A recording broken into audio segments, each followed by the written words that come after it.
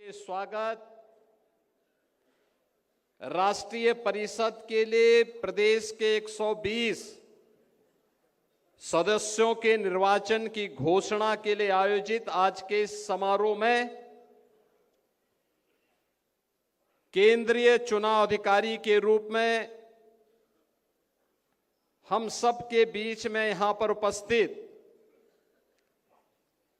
केंद्रीय उद्योग एवं वाणिज्य मंत्री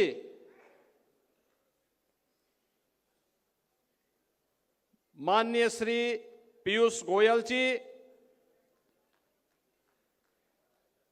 भारतीय जनता पार्टी के नवनिर्वाचित प्रदेश अध्यक्ष केंद्रीय मंत्री श्री पंकज चौधरी जी, भारतीय जनता पार्टी के राष्ट्रीय चुनाव अधिकारी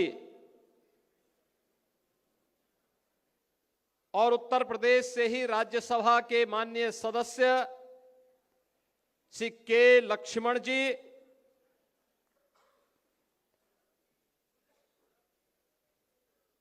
भारतीय जनता पार्टी के निवर्तमान प्रदेश अध्यक्ष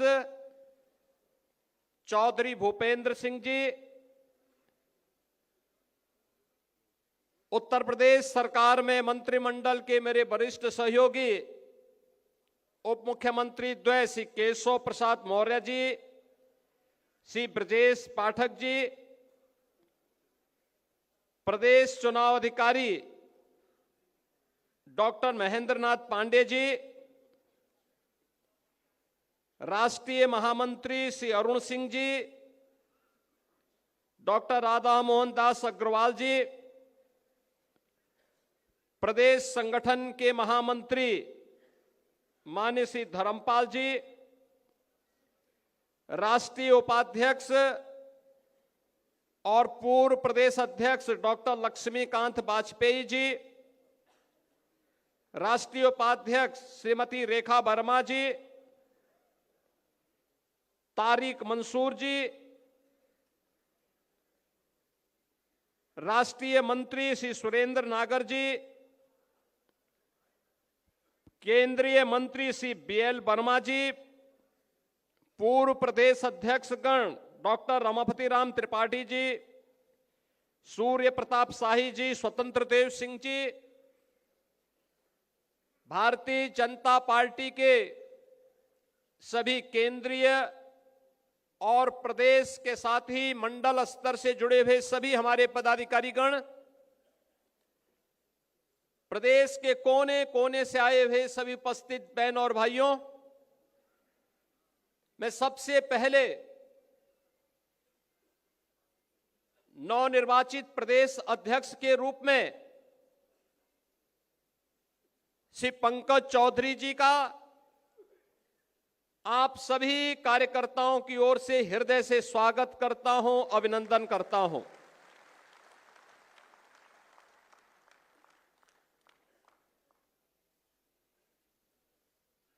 मैं इस अवसर पर इस पूरी चुनाव की प्रक्रिया को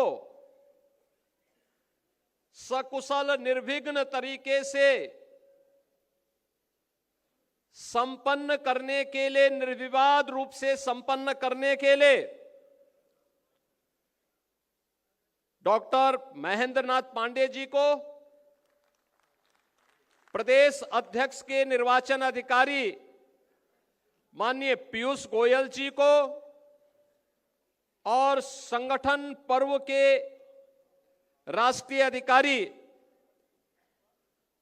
माननीय डॉक्टर के लक्ष्मण जी को हृदय से धन्यवाद देता हूं कि आज उत्तर प्रदेश के अंदर हमारे चुनाव की प्रक्रिया संपन्न हो रही है और एक अनुभवी कार्यकर्ता को उत्तर प्रदेश के प्रदेश अध्यक्ष का दायित्व मिलने के साथ ही उत्तर प्रदेश के अंदर अब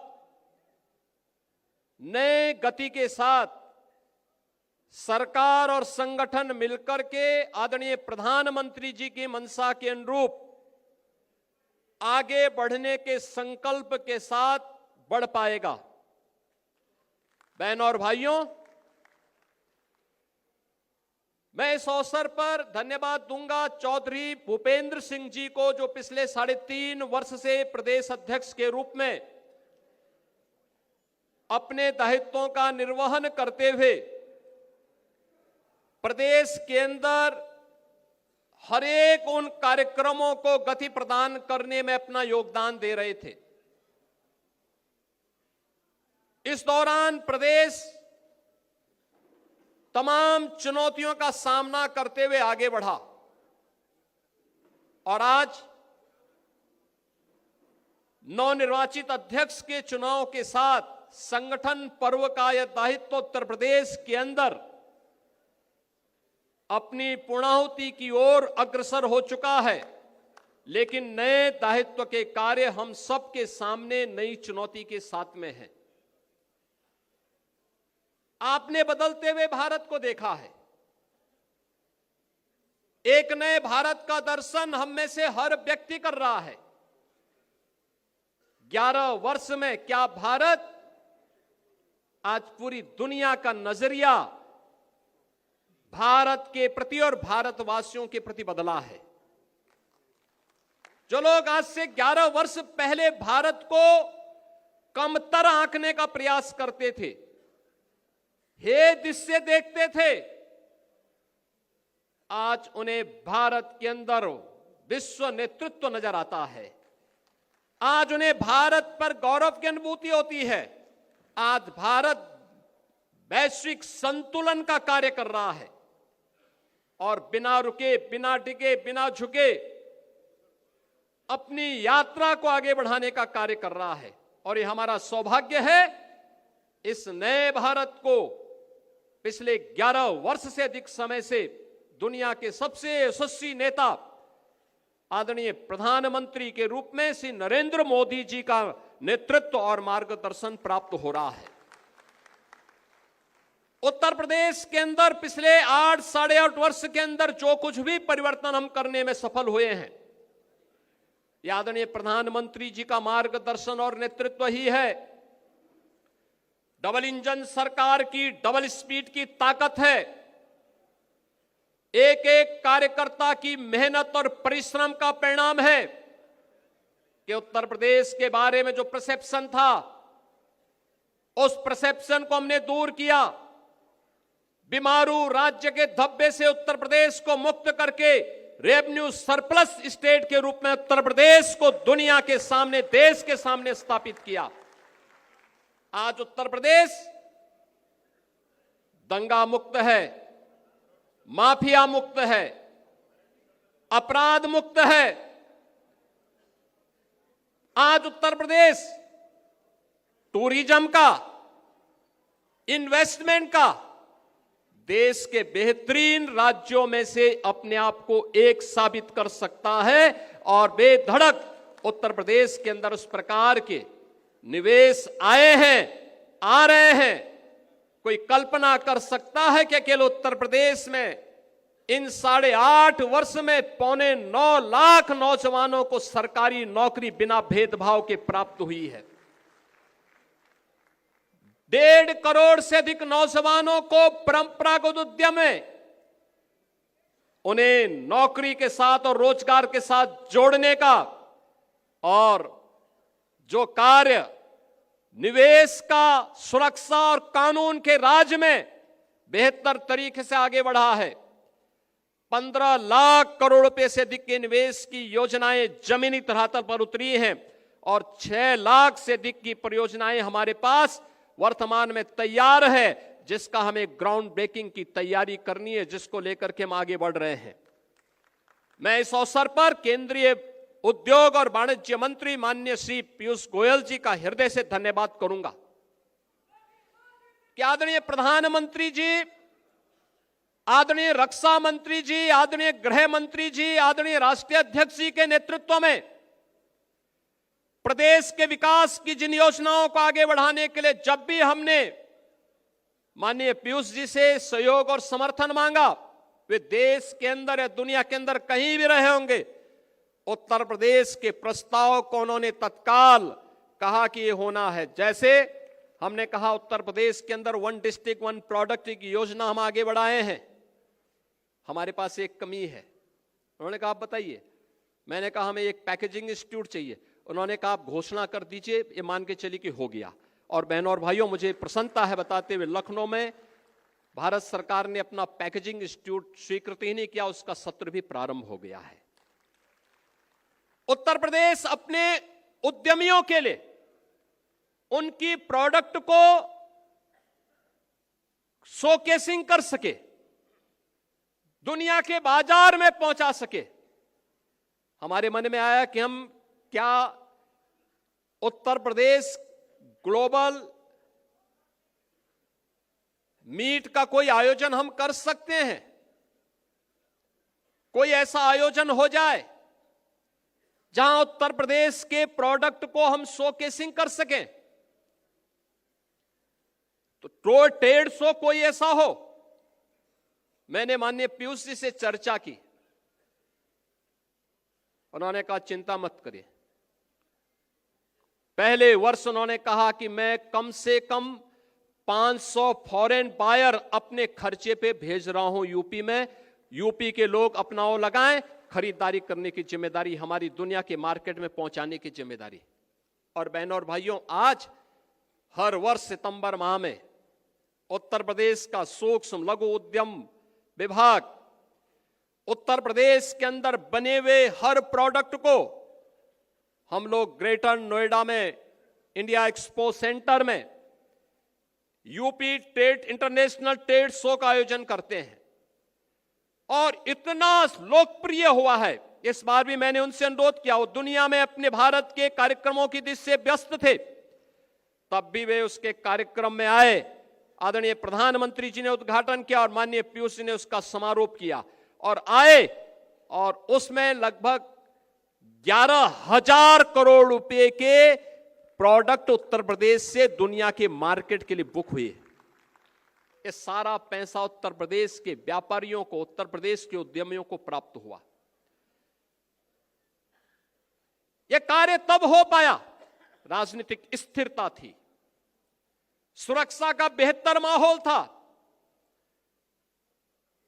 आदरणीय प्रधानमंत्री जी का और केंद्रीय नेतृत्व का भरपूर सपोर्ट था, और उसके बल पर डबल इंजन सरकार की सामर्थ्य और शक्ति के बल पर आम जनमानस के लिए सत्र के पहले जो प्रदेश उपद्रवग्रस्त था, आज उत्सव पर्व के रूप में उत्तर प्रदेश में मनाया जा रहा है। कोई सोचता था सत्र के पहले कि अयोध्या में श्री राम जन्मभूमि पर भगवान राम लला का भव्य मंदिर बनेगा, अयोध्या दुनिया की सुंदरतम नगरी बनेगी। आज तो कोई हमारी अयोध्या पे प्रश्न नहीं उठाएगा। आज कोई राम भक्त पर उंगली नहीं उठा सकता, नहीं उठा सकता।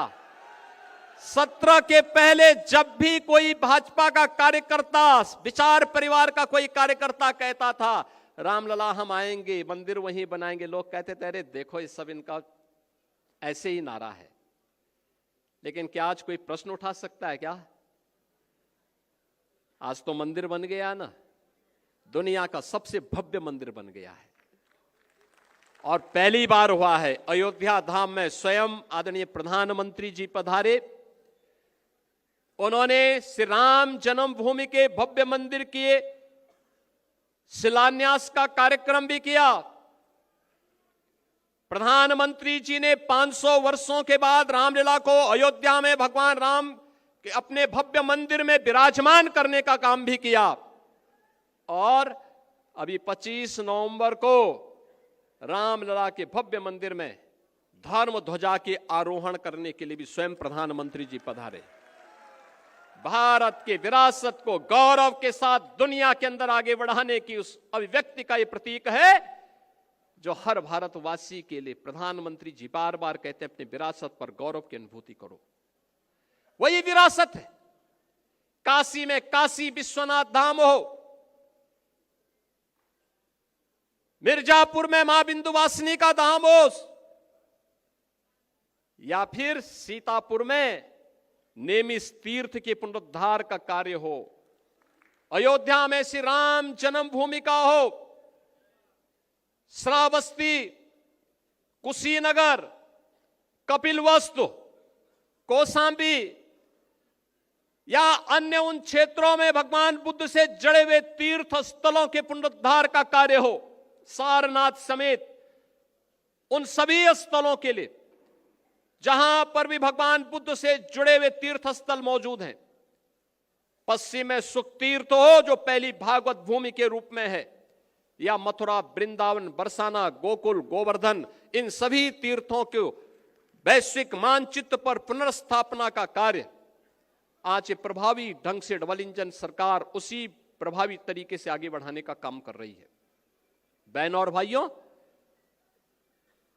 यह काम इसलिए हो पा रहा है क्योंकि जनमानस को भी विश्वास है सरकार करेगी, अच्छा करेगी। आज उत्तर प्रदेश का इंफ्रास्ट्रक्चर, कोई सोचता था पहले बिजली नहीं आती थी क्योंकि 17 के पहले जो लोग प्रदेश की कमान जिनके हाथों में थी वे अंधेरे में रहने के व्यस्त थे, क्योंकि डकैती तो अंधेरे में ही पड़ती है, इसलिए बिजली नहीं दी जाती थी। हम लोग जब 17 में आए थे तो ऊर्जा मंत्री के रूप में पीयूष जी थे। पीयूष जी आए थे अप्रैल में, 2017 अप्रैल में। इन्होंने कहा कितनी बिजली मिलती है, पता लगा 3 से 4 घंटे। इन्होंने कहा नहीं, इसको आपको बढ़ाना पड़ेगा। हमने कहा हम 24 घंटे बिजली देना चाहते हैं। और याद करिए, जब अप्रैल प्रथम सप्ताह 2017 में माननीय पीयूष गोयल जी उत्तर प्रदेश आए थे, तब से बिजली का जो रोस्टर उन्होंने तय किया वही आज भी उत्तर प्रदेश के अंदर लागू है। सभी 75 जनपदों में, 350 तहसीलों में, 825 विकास खंडों में, 662 नगर निकायों में अनवरत रूप से वही रोस्टर आज भी लागू है, बिना किसी बाधा के। आज उत्तर प्रदेश इंफ्रास्ट्रक्चर का एक नया प्रदेश बना है। देश के अंदर कुल एक्सप्रेसवे का 55% शेयर उत्तर प्रदेश के पास, सबसे बड़ा रेल नेटवर्क उत्तर प्रदेश के पास, सबसे ज्यादा मेट्रो संचालित करने वाला राज्य उत्तर प्रदेश, सबसे ज्यादा एयरपोर्ट रखने वाला राज्य उत्तर प्रदेश, देश की पहली रैपिड रेल और देश का पहला वाटरवे भी आदरणीय प्रधानमंत्री जी ने उत्तर प्रदेश में ही प्रारंभ किया।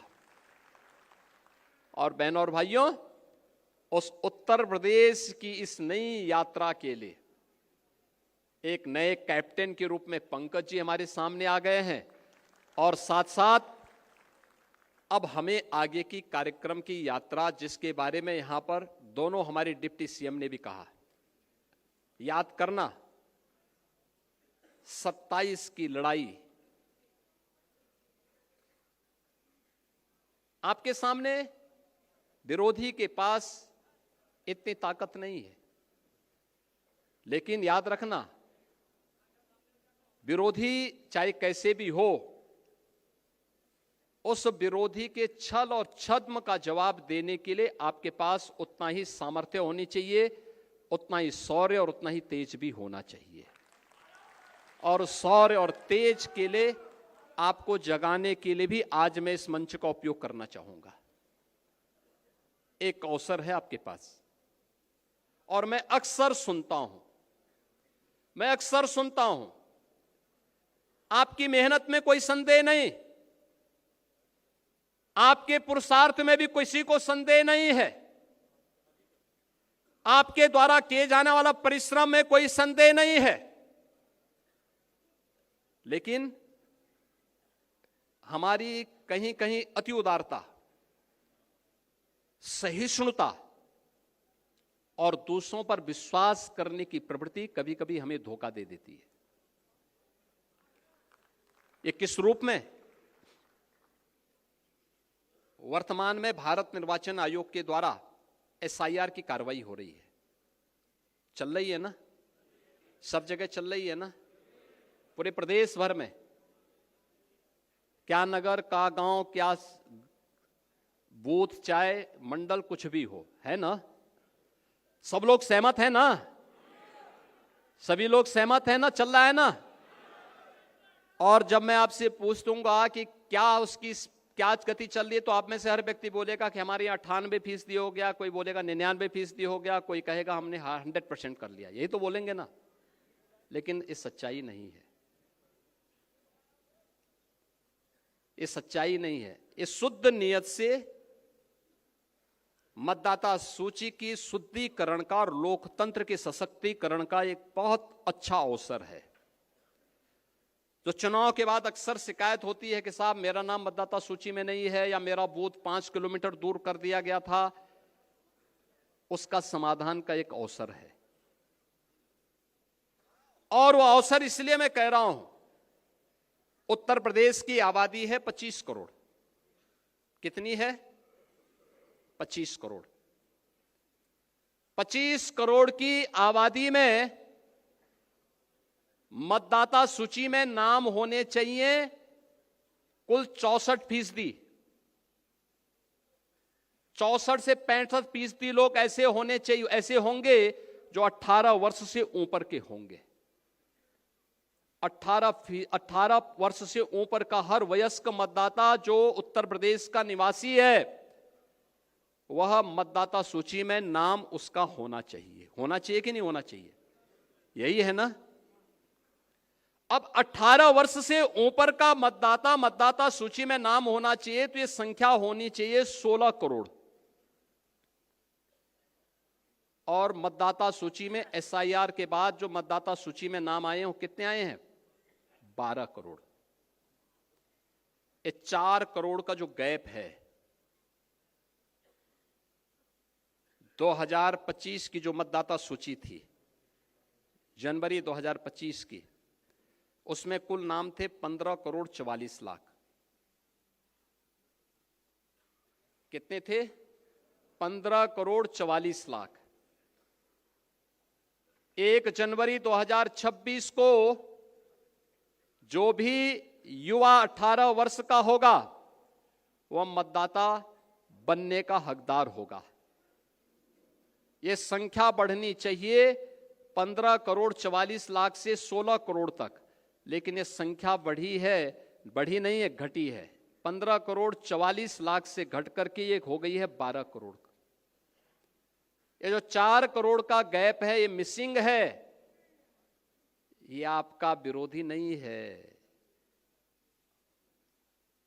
इसमें से 85 से 90% आपका मतदाता है। याद करना, आपका मतदाता है। और उसमें 4 कैटेगरी में आपको देखना है। 4 कैटेगरी। एक, जिन तक अभी कोई नहीं पहुंचा, अनमैपिंग में। संजोग से भारत निर्वाचन आयोग ने 14 दिन का नया समय बढ़ाया है, यानी आज के दिन से अगर आप लेंगे तो आपको 12 दिन का नया समय मिला हुआ है। ये 12 दिन का बेहतर उपयोग। ये काम याद करना, चुनाव का काम, चुनाव का परिणाम विधानसभा में, लोकसभा में आता है, लेकिन चुनाव लड़ा जाता है बूथ पे, जिसके लिए प्रधानमंत्री जी कहते हैं कि बूथ यानी मेरा बूथ सबसे, क्योंकि लड़ाई बूथ पे होती है, इसलिए वो मजबूत होना चाहिए। होना चाहिए कि नहीं होना चाहिए? अब मैं आप सबसे कहूंगा, अब ड्राफ्ट सूची आ रही है आपके पास, आने लग गई, उसकी नकल मिलने लग गई, उसका एक बार अवलोकन कर लीजिए। और ये बूथ पर वो कोई भी पदाधिकारी, राष्ट्रीय पदाधिकारी हो, प्रदेश का हो, क्षेत्र का हो, जिले का हो, मंडल का हो, शक्ति केंद्र का हो, ये सभी लोग अपने बूथ की मतदाता सूची को एक साथ मिलकर के अवलोकन करें। एक बूथ पे बहुत होंगे, 250 से लेकर 250 तक घर होंगे। आसानी से वहां का कार्यकर्ता ये देख सकता है कि कौन छूटा है, कौन फर्जी है, कौन मृतक है, कौन शिफ्टेड है और कौन यहां से जा चुका है। ये सब कुछ जानकारी ले सकते हैं। 4 कॉलम आपको मिलेंगे इसमें। एक अनलैपिंग का, एक मृतक का, एक अनुपस्थित यानी एब्सेंट का, और एक शिफ्टेड का। कौन शिफ्ट हो चुका है, इसकी भी सूची होगी। उन नामों को अवलोकन कर लीजिए।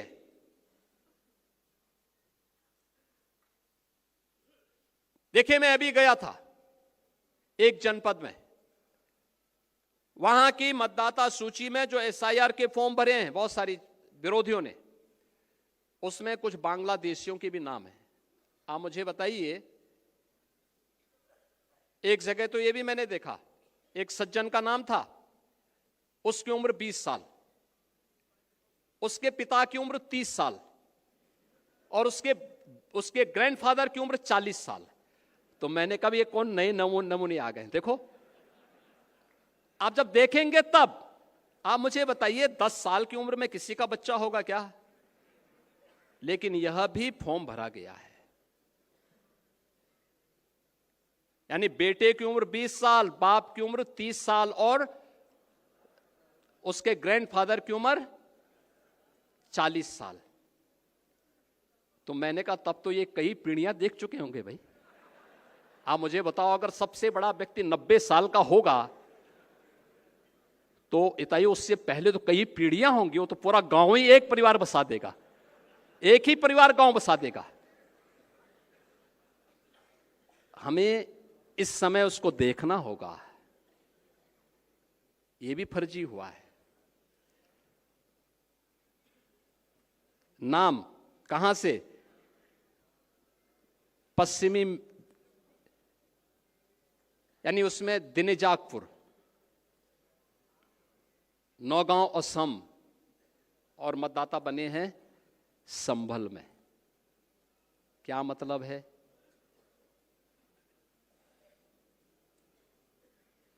ये अवसर है इस सब फर्जी नाम के लिए आपत्ति करना। हर बूथ से आपत्ति दर्ज होनी चाहिए फर्जी नामों के लिए। जो छूट गए हैं एसआईआर के लिए 12 दिन का समय अभी बाकी है। जो नए नाम भरने हैं उसके लिए भी आपके पास समय है। जिनके नाम काटने हैं उनके लिए समय है। और इस समय उन फटाफट भरवाइए, आपत्ति करिए। ये इसलिए आवश्यक है कि चुनाव में आपकी मेहनत 3/4 इस एसआईआर की सूची रिफाइंड हो जाएगी। 3/4 मेहनत आपकी पूरी हो गई, तब केवल 1/4 मेहनत आपको विधानसभा चुनाव में करना होगा। और धड़ल्ले के साथ 3/4 सीट भारतीय जनता पार्टी और गठबंधन के प्रत्याशी उत्तर प्रदेश में जीतेंगे, कोई संदेह इसमें नहीं होना चाहिए। लेकिन मेहनत आज करनी पड़ेगी, आज मेहनत करनी पड़ेगी। और इसके लिए मैं आप सबका आह्वान करूंगा। आज आपको यहां पर विशेष रूप से बुलाया गया है कि नए नवनिर्वाचित प्रदेश अध्यक्ष जी के स्वागत में और आपका परिचय हो जाए। नवनिर्वाचित प्रदेश अध्यक्ष जी हर जिले में जाएंगे, हर जिले में उनका कार्यक्रम लगेगा, हर जिले में आप स्वागत अपने जिले में करेंगे।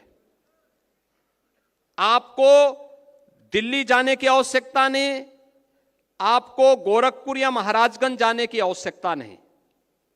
आपको अपने बूथ को संभालने की आवश्यकता है अगले 1 महीने के लिए। अपना बूथ, मेरा बूथ सबसे मजबूत। 25 दिसंबर पूर्व प्रधानमंत्री श्रद्धेय अटल बिहारी वाजपेयी जी की जन्म शताब्दी का कार्यक्रम है। और यह कार्यक्रम उत्तर प्रदेश की राजधानी लखनऊ के साथ साथ हर एक बूथ पर भी पार्टी के द्वारा आयोजित होगा। इस कार्यक्रम को बूथ स्तर पर भी एक आयोजन के साथ ही, और आदरणीय प्रधानमंत्री जी का जो कार्यक्रम लखनऊ में इस डबल इंजन सरकार ने एक राष्ट्रीय प्रेरणा स्थल बनाया है, जिसमें भारतीय जनसंघ के संस्थापक अध्यक्ष डॉक्टर श्यामा प्रसाद मुखर्जी जी, पंडित दीनदयाल उपाध्याय जी और सरदेव अटल बिहारी वाजपेयी जी की 65 फुट ऊंची कांस्य प्रतिमाओं को स्थापित करते हुए एक उनका डिजिटल म्यूजियम के रूप में भारतीय जनसंघ से लेकर के भारतीय जनता पार्टी में आदरणीय प्रधानमंत्री जी के नेतृत्व में नए भारत की यात्रा के साथ जोड़ते हुए म्यूजियम बनाया गया है। इन सभी का उद्घाटन का कार्यक्रम और एक बड़ी रैली का आयोजन लखनऊ में होगा। उसके लिए संगठन अलग से बैठक करेगा, व्यवस्था बनाएगा। लेकिन एसआईआर की कार्रवाई के बाद मैं आपको आश्वस्त कर सकता हूं, जो भी कार्यकर्ता यहां पर आए हैं आज के इस कार्यक्रम में, एसआईआर की कार्रवाई आप पूरा कर देंगे तो आपको हम राष्ट्र प्रेरणा स्थल दिखाने के लिए लेकर के आएंगे और यहां दिखाएंगे भी। जन्मभूमि अयोध्या में रामलला का दर्शन करवाने के साथ ही यहां भी करवा देंगे, यहां भी दर्शन करवाएंगे। आप देखेंगे दिन भर का कार्यक्रम उस म्यूजियम में है। बहुत सुंदर बना है। देश को समझने, विचारधारा को समझने और भारतीय जनसंघ से लेकर के भारतीय जनता पार्टी और नए भारत का दर्शन करना अगर किसी को है, लखनऊ में राष्ट्र प्रेरणा स्थल का म्यूजियम उसका उदाहरण बनेगा। यह कार्यक्रम भी लखनऊ में 25 दिसंबर को आयोजित होगा। इस कार्यक्रम के लिए संगठन माननीय धर्मपाल जी अलग से व्यवस्था बनाएंगे। इस कार्यक्रमों के साथ हमें जुड़ना है। फिलहाल मैं आपसे अपील करूंगा, फॉर्म नंबर 6 हर बूथ पर भरवाइए। जो छूट गए हैं, एसआईआर के जो प्रपत्र भी जमा नहीं हो पाए, 12 दिन का समय है, युद्ध स्तर पर लगिए। जो गलत नाम है उनके लिए फॉर्म 7 भरवाइए। जहां संशोधन करना है 8A फॉर्म भरवाइए। कोताही मत बरतिए। एक एक बूथ की समीक्षा और एक एक बूथ पर मेहनत परिणाम लाएगी। और दूसरा है, जो शिकायत आती है कि हमारे मतदाता इस बूथ से थे, उस बूथ में नजदीक पोलिंग होनी थी लेकिन वो 5 किलोमीटर दूर कर दिया। यह अवसर है जब आप इसको बदलने के लिए आवेदन कर सकते हैं, कर दीजिए। अब लेट मत करिए, यह अवसर है। इस अवसर का लाभ आप उठाएंगे इस विश्वास के साथ। मैं एक बार फिर से अपने नवनिर्वाचित प्रदेश अध्यक्ष श्री पंकज चौधरी जी को हृदय से बधाई देता हूं। इस निर्वाचन की प्रक्रिया को शांतिपूर्ण तरीके से संपन्न करने के लिए माननीय पीयूष गोयल जी का, माननीय डॉक्टर के लक्ष्मण जी का, डॉक्टर महेंद्र नाथ पांडे जी का हृदय से मैं धन्यवाद करता हूं। आप सभी कार्यकर्ता इतनी सुबह, इतनी भारी संख्या में, जितने लोग इस सभागार में हैं इससे दुगनी संख्या में लोग बाहर हैं, आप सभी आए हैं। आप सबका भी मैं हृदय से अभिनंदन करता हूं। आप सबके प्रति अपनी शुभकामनाएं देते हुए अपनी वाणी को विराम देता हूं। धन्यवाद। जय हिंद, जय जय श्री राम। धन्यवाद, धन्यवाद माननीय मुख्यमंत्री जी। मैं आग्रह करूंगा उत्तर प्रदेश के नवनिर्वाचित प्रदेश अध्यक्ष आदरणीय